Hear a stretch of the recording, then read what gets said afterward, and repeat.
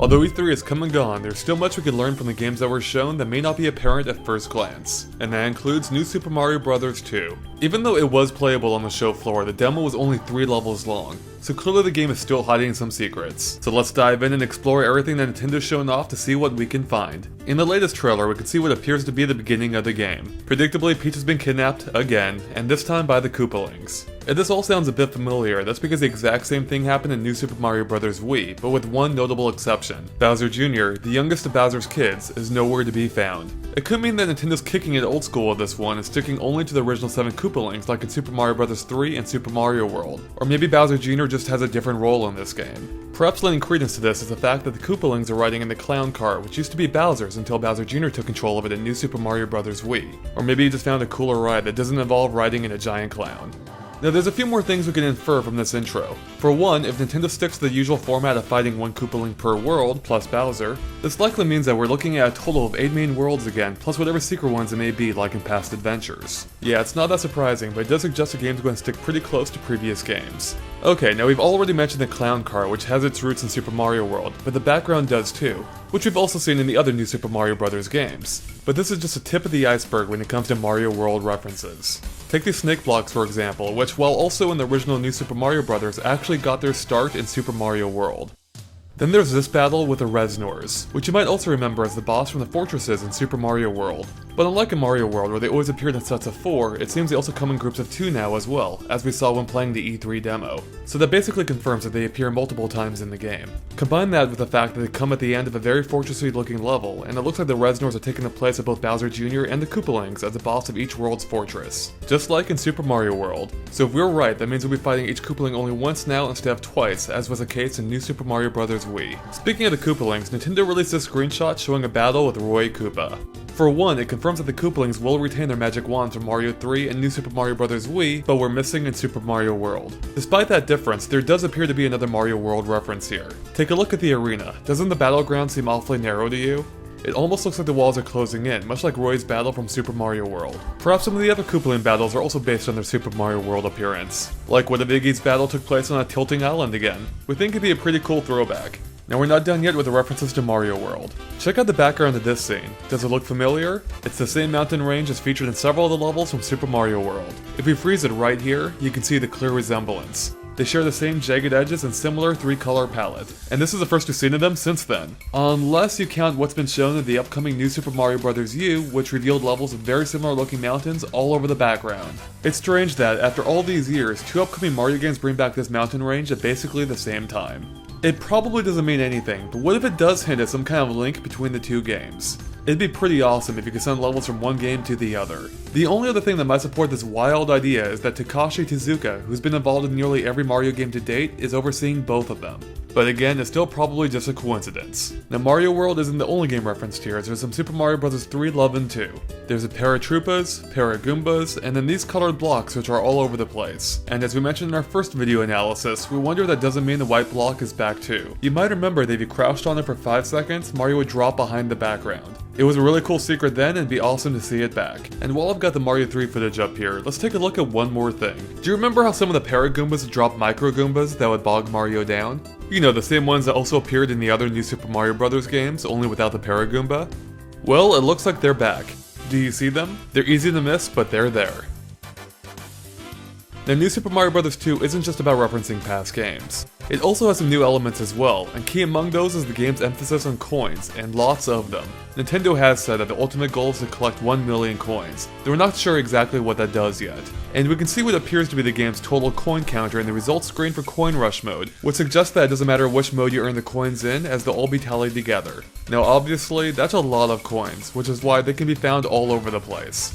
In fact, you'll even find gold rings that turn enemies into money-making machines. Koopa shells now leave a trail of coins behind, and any enemies taken out instantly awards 5 more. And any pipes left behind by piranha plants will spew a bunch out. Even Lakitu gets in on the charitable fun.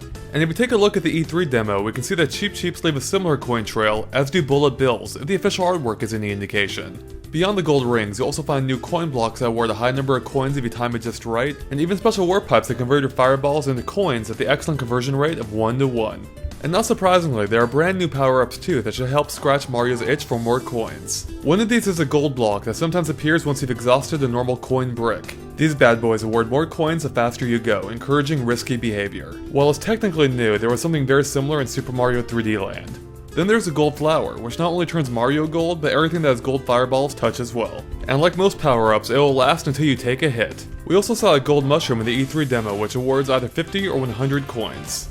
Moving on, we know that Racoon Mario is back, but looking at the official artwork, there appears to be a newer version as well. It appears this power-up might be the result of the invincibility leaf, which first appeared in Super Mario 3D Land. In that game, it only appeared in the form of an assist block if you died 5 times on the same level, and it turned Mario into an invincible version of Tanuki Mario. So we're guessing it's the same deal here, except with invincible Racoon Mario instead. The artwork also confirms the return of the Mega Mushroom, which got its start in the original New Super Mario Bros. But missed out on the Wii one. In case you forgot, it makes Mario huge and should make grabbing all those coins a snap. Speaking of coins, we've known since the start that the 3 hidden star coins per level are also making a return. What we didn't know is what exactly they might do this time. After all, in New Super Mario Bros. They were used to get past star coin signs, allowing access to toad houses and the occasional secret level. Whereas in New Super Mario Bros. Wii, they were primarily used to access the secret levels in World 9. If we take a look at the map screen for New Super Mario Bros. 2, we can clearly see that the star coin signs are back, with the toad house lying just beyond, confirming a return to the original game's usage. This map screen also confirms that the desert world is a second world, just like in both previous New Super Mario Bros. Games. And we also know that the first world is the usual grassy field world thanks to Peach's castle in the background here. So far, we're 2 for 2 in matching up with the previous games. Unfortunately, worlds 3, 4, and 5 are where things begin to differ between the first 2 New Super Mario Bros. Games. But based on what we've seen so far of New Super Mario Bros. 2, we can guess what they might include. We think those 3 might be the Beach World, which is World 3 in the DS one and 4 in the Wii one, the Forest, which is World 4 on the DS and World 5 on the Wii, and the Winterland, which is World 5 on the DS and World 3 on the Wii. And the final 3 worlds are where things begin to stabilize again. So if that trend continues, we can expect World 6 to be the cliffs, World 7 to be the sky, and World 8 of course is Bowser's lava lair.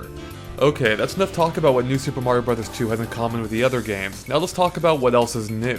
In the game's trailer, we can see levels that take place at both dusk and nighttime, which is a first for a Mario platformer. As we mentioned before, we think the dusk level represents a cliff world from past games, which suggests that entire world might take place at dusk. But that doesn't explain the night section, which appears to take place in World 1, since the background matches the daytime levels we saw earlier. So this could mean one of a few things. One, perhaps the time of day actually changes as you play through a level, similar to Donkey Kong Country. Or perhaps the time just changes abruptly between levels. One other wild idea is perhaps the time in the game reflects what time you're actually playing it at, though even we think this is a long shot. Another first for this series are these spider webs. Because they disappear when Mario leaps from one, you better make sure you know where you're going. Now blue PAL blocks are nothing new to the Mario games, but red ones are. Unlike the blue ones, which affect the entire screen, red ones only impact objects directly surrounding it, hence a chain reaction here. Speaking of new versions of old things, there's a couple new enemy types here as well. Now you might recognize the dry bones here, but did you know there's now an undead Goomba and Piranha Plant as well? Perhaps there's even more undead enemies later in the game. Okay, we're almost done here, but there are just a few more things I want to point out. For one, if I turn up the volume here, you can clearly tell that some of the enemies still dance to the music. Yep, still adorable. And lastly, I did some quick math to figure out how long it might actually take to get 1 million coins. Based on our time with the 3-level Coin Rush demo, we managed to snag 2,834 coins in about 10 minutes. Assuming this represents a general pace you'll maintain throughout the game, that means you're looking at about 59 hours of gameplay. Wow. And though our estimate could be off for any number of reasons, it really doesn't seem that far-fetched when we listen to what the game's producer, Takashi Tezuka, has to say. Well, you know, I really want people to play this game for a long time. Mario games have always been a bit of plugging away at the same course again and again, and before you know it, 6 months or even a year has passed. We talked about ways we could expand on the idea even further to find something that would keep people coming back potentially forever. And that became the idea behind collecting 1 million coins. Did you hear that? You could be playing this game forever. Our 59-hour estimate doesn't seem so long now, does it? And with that, we're done covering everything we could dig up on New Super Mario Bros. 2.